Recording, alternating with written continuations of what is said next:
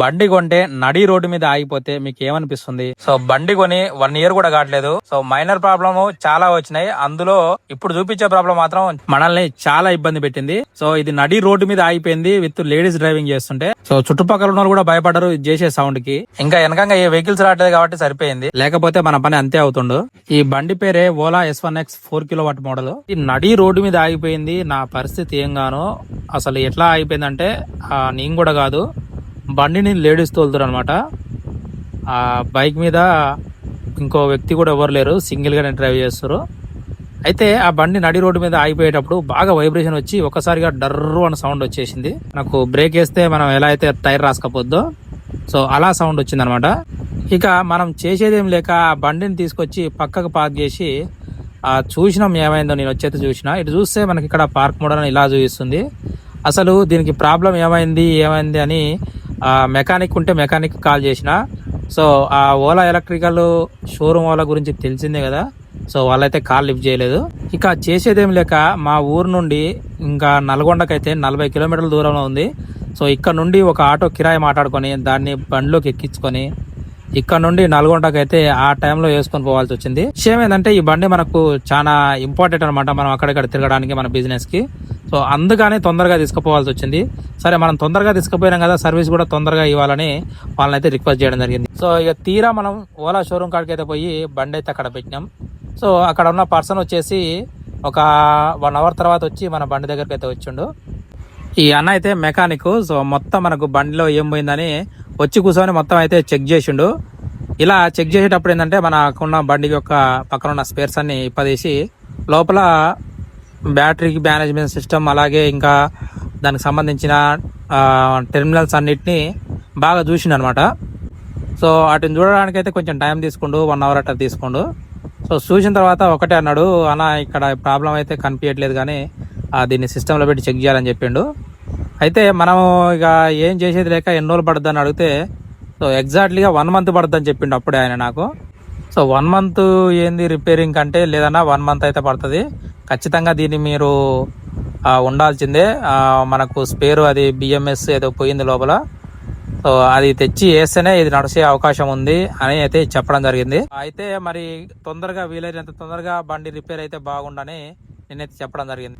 So అయినా కూడా అన్న అయితే మనం మధ్యలో కాల్ చేసినా కూడా చెప్పలేదు, మన బండి రిపేర్ కాలేదని చెప్పిండు. చూస్తురు కదా ఇప్పటికి ఎగ్జాక్ట్లీగా 1 month అయింది. 1 month తర్వాత నేను మళ్ళీ షోరూమ్ దగ్గరికి రావడం జరిగింది.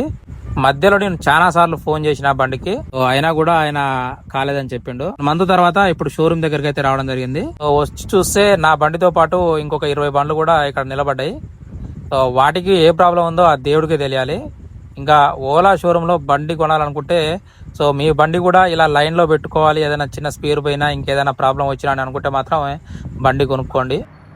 అది కూడా కన్ఫర్మ్ కాదు, అది ఎప్పుడైనా రావచ్చు, నిలబట్టచ్చు, ఇంకెక్కువ కూడా పట్టవచ్చు అని అడ్డగురిగా సమాధానం చెప్తారు. ఇప్పటికి 3 వారాలు అయింది. సో పెట్టిండా అది ఎంత దూరం వచ్చినా కూడా ఎలాంటి ఐడియా లేదు. ఇది ఓలా షోరూమ్, నల్గొండలో ఓలా షోరూంలో ఉన్న పరిస్థితి. ఒకవేళ కొత్త బండి కొనుక్కోవాలనుకుంటే మాత్రం ఖచ్చితంగా నేనైతే కొనొద్దని చెప్తా. ఓలా షోరూంలో కొత్త బండి కొనాలంటే సర్వీస్ అయితే దరిద్రంగా ఉంది, మామూలు దరిద్రం కాదు, పిచ్చ దరిద్రం. కొత్త బండి కాదు కదా, కనీసం ఏ బండి వచ్చినా ఎవ్వడు పట్టించుకోడు. ఇది మీరు మైలేజ్ని చూసి మోసపోవద్దు. ఇవన్నీ అనవసరమైన బండ్లు. ఈ మూట బండ్లన్నీ సర్వీసింగ్ చేయక అంటే ఏదైనా చిన్న స్పేర్ పార్ట్ పోయినా కూడా ఈ బండ్లను తీసుకొచ్చి ఇలా పడేసారు. అడిగితే రెస్పాండ్ అవ్వరు, ఫోన్ చేస్తే ఫోన్ లిఫ్ట్ చేయరు. మెకానిక్ టయానికి ఉన్నాడు, షోరూంలో ఎవ్వరు ఉండరు. సో మీరు మడ్డ పోవాల్సిందే బండి కొన్నాడు కాబట్టి దయచేసి బండి కొనేటప్పుడు ఆలోచించుకోండి. ఇది ఇంకా కొత్త బండి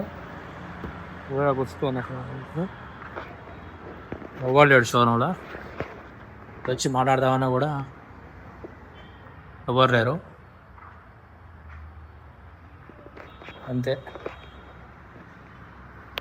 నేను June 1కి బండిని షోరూంలో హ్యాండ్ ఓవర్ చేస్తే నా బండి రిపేర్ అయ్యి నా చేతికి రావడానికి ఎగ్జాక్ట్లీ 1 month మీద 5 days తీసుకుంది. అంటే నాకు 5వ తారీఖు బండి అయితే డెలివరీ చేయడం జరిగింది. వీళ్ళు జూలై 5వ తారీఖు బండి డెలివరీ చేశారు.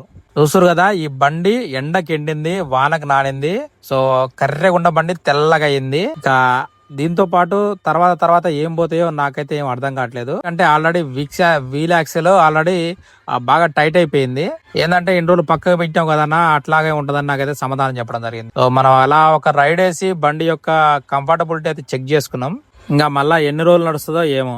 చాలా రిపేర్లు అయితే అట్లే పెట్టిన ఆయన చేయకుండా. తర్వాత ఆయనకు చూపించిన ఇంకా హారన్ కూడా రావట్లేదు. ఏందన్నా అంటే మళ్ళీ చేస్తా అని చెప్పిండు. మళ్ళీ తిరిగి రావడానికి మాది ఏమన్నా చుట్టుపక్కల ఊరు అనుకున్నామన్నా 50 కిలోమీటర్లు మేము ట్రావెల్ చేసి రావాలంటే, లేదన్నా మీ బండి ఇప్పుడే ఫిట్ చేయడం జరిగింది. సో మళ్ళీ ఫిట్ చేయాలంటే మళ్ళీ అదంతా ఇప్పి హారన్ సెట్ చేయాలి. సో అదంతా కాని పని, మీరు తర్వాత రండి మీకు కొత్త హారన్ వేసిస్తా అని చెప్పిండు. వీళ్ళేందో వీళ్ళ సర్వీసులేందో అర్థం కాదు, చేసే పని సకరంగా చేయరు. కాబట్టి బండి కొనాలనుకుంటే వీటన్నిటికీ సిద్ధమయ్యి ఈ దూల బండిని కొనుక్కోండి. నాకైనట్టు మీకు కావద్దని మనస్ఫూర్తిగా కోరుకుంటున్నా. All the best. ఉంటా మరి, నమస్తే, బై బై.